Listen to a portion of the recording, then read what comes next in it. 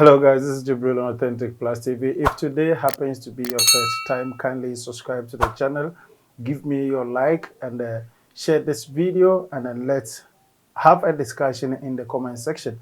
Still in the United States, I chanced upon a video and it's actually coming from Bernie Sanders, one of the longest serving senators in the United States, but not as long as Robert Byrd, who did almost over 51 years, service as a senator in the United States. And so Bernie Sanders is one of the longest serving, though, but he's not, the most long served senator is Robert Byrd, and he's done over 51 years.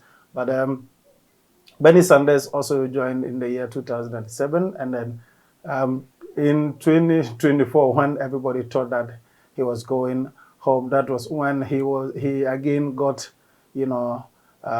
confirmed by his people, and so he's back in the Senate again, doing another 6-year term, which will see him off at the age of 89, because I'm sure by 89 he wouldn't want to go again, and already indicated that this one will be his last term in the Senate. He has itemized quite a list about into Donald Trump's administration and what he thinks is actually not going well. Let's look at them. He talked about the fact that since Trump took over, one of the mistakes that he's done is to end the birthright citizenship, which allows anybody that gave birth in the United States, rights to be a citizen of the United States. And so Donald Trump has canceled that. And then he also fired out government watchdogs and suspended foreign aid, and then cutting of federal funding. I mean, this is so bad, according to Bernie Sanders in his analysis. He also talked about the fact that Donald Trump is moving towards an oligarchy system of government, and by that, it is the rich people who are always at the helm of affairs, because he even mentioned in the video that on Donald Trump's victory speech that he gave during the inauguration, he actually standing behind him were the three most powerful men in the world, Mark Zuckerberg, Jeff Bezos, and then Elon Musk himself. I mean, these three guys put together are worth over $1 trillion United States dollars as we speak now. And so he thinks that it's a move that is actually not going to be good for United States, because these guys are actually about richer than half of the population. The amount of money they control is half of the population.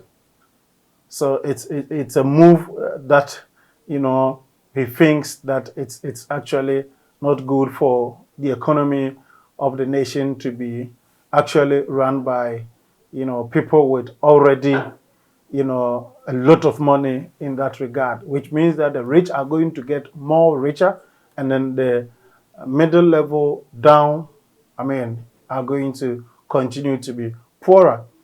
And so, and then he was also worried about the fact that apart from all this, Trump is still intimidating the media.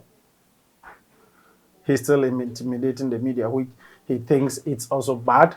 And then a major one at that is that Bernie Sanders believes that Donald Trump is moving towards authoritarianism. Means he's becoming a dictator. When he speaks, nobody speaks. And whatever he wants to do, he does it. And that is the fears of Bernie Sanders. Guys, let's watch the video and then share our view in the comment section. This is Jibril on Authentic Plus TV. Thank you. Thanks very much for joining me. We are living in a dangerous and unprecedented moment in American history. And I'm getting a lot of calls from people who are not only upset about what's happening, but are wondering how we best go forward. Well, let me tell you, we've got to be smart, we've got to be organized, and we've got to fight back. This is not a time for wallowing in despair and hiding under the covers. The stakes are just too high. We're not just fighting for ourselves. We're fighting for our kids, for future generations. We're fighting for the future of this planet. In the first 2 weeks of his presidency, Donald Trump defied the Constitution by ending birthright citizenship, fired government watchdogs, allowed drilling along our coastlines, pardoned violent insurrectionists, suspended all foreign aid, and tried to cut off virtually all federal funding. So, how do we go forward? First, to be effective, we've got to understand what, in fact, is happening around us right now. Second, we need a short-term strategy. What do we do tomorrow and the next day and the day after that? Third, we need a long-term strategy. How do we build a movement that gains political power? Here is, in my view, a brief overview as to what is happening under Trump. Most importantly, the move toward oligarchy in our country, government run by the rich and the powerful, is proceeding rapidly. And it's not being done secretly. A little over a week ago, Donald Trump was inaugurated for his second term. Standing right behind him were the three richest men in the world, Elon Musk, Jeff Bezos, and Mark Zuckerberg. Men who have become over $200 billion richer since Trump was elected and who now are worth almost $1 trillion more money than the bottom half of American society, 170 million people. But it's not just oligarchy that we should worry about. This country under Trump is moving rapidly toward authoritarianism. Just a few examples. In violation of the Constitution and federal law, Trump attempted the other day to suspend all federal grants and loans. That means he blocked funding for Medicaid, Head Start, food stamps, homeless veterans, etc., etc. Tens of millions of Americans, some of the most vulnerable people in our country, were impacted by that decision. Fortunately, Americans all across the country stood up in outrage and said no, no. And with the help of the courts, much, but not all of that freeze in funding was rescinded. You may have noticed that Trump is intimidating the media with lawsuits against ABC, CBS, Meta, and the Des Moines Register. If Trump does not like what media reports, he is threatening them with lawsuits, undermining the First Amendment. That is a direct movement toward authoritarianism. Now, that's a very broad overview of where we are today. In terms of short-term strategy, we've got to mobilize as strongly as we can against Trump's dangerous proposals. And let me just say this, importantly. Yes, the Republicans control the House and the Senate, but do not forget their majorities are small. In the House, a body of 435 members, they have a 4-vote majority. That is a razor-thin margin, and their legislation can be defeated. There are a number of Republicans out there who won in Democratic districts by small margin. So let me tell you, these guys do respond to phone calls and emails.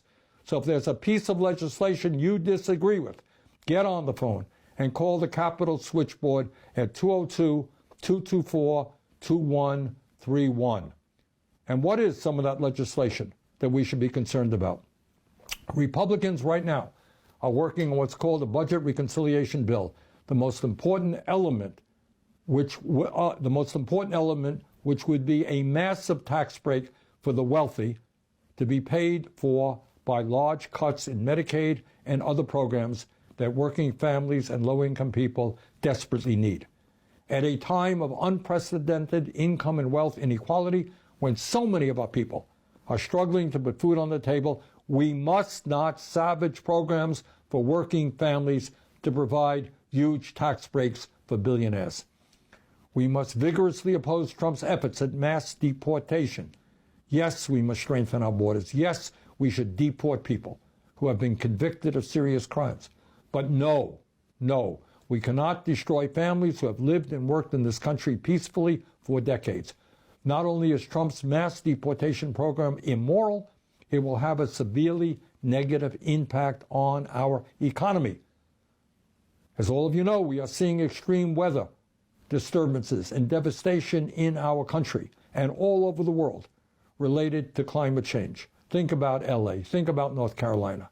We must vigorously oppose this absurd drill, baby, drill doctrine, which will only make an incredibly dangerous climate situation even worse. And those are just a few of the issues that are coming down the pike. But we cannot just play defense. We have got to be on the offense. Please never forget that the agenda that we are fighting for is widely supported by working families all across this country, and we must continue to fight for that agenda. The American people do not want cuts to Medicaid and the privatization of Medicare.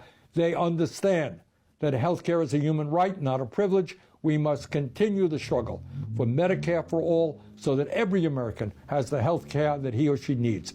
That's not a radical idea. That's what Americans want. Federal minimum wage of $7.25 an hour is a starvation wage. We must raise that minimum wage to a living wage, at least $17 an hour. If you work 40 hours a week in America, you should not be living in poverty. All over this country, we have a major housing crisis, and it's not just 800,000 who are homeless. It is millions of working families who are spending 40, 50, 60% of their limited incomes on housing. Instead of spending almost $1 trillion a year on a wasteful and bloated Pentagon budget, we have got to build millions of units of low-income and affordable housing. And when we do that, we put large numbers of people to work at good-paying union jobs. I could go on, but let me conclude by saying this. The United States is the wealthiest nation in the history of the world.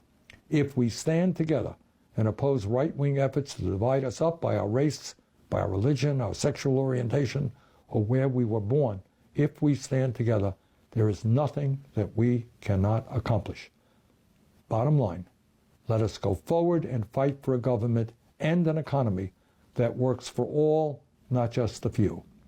We simply do not have the luxury of moaning and groaning. We have got to stand up and fight back. We can do it. Let's go forward together.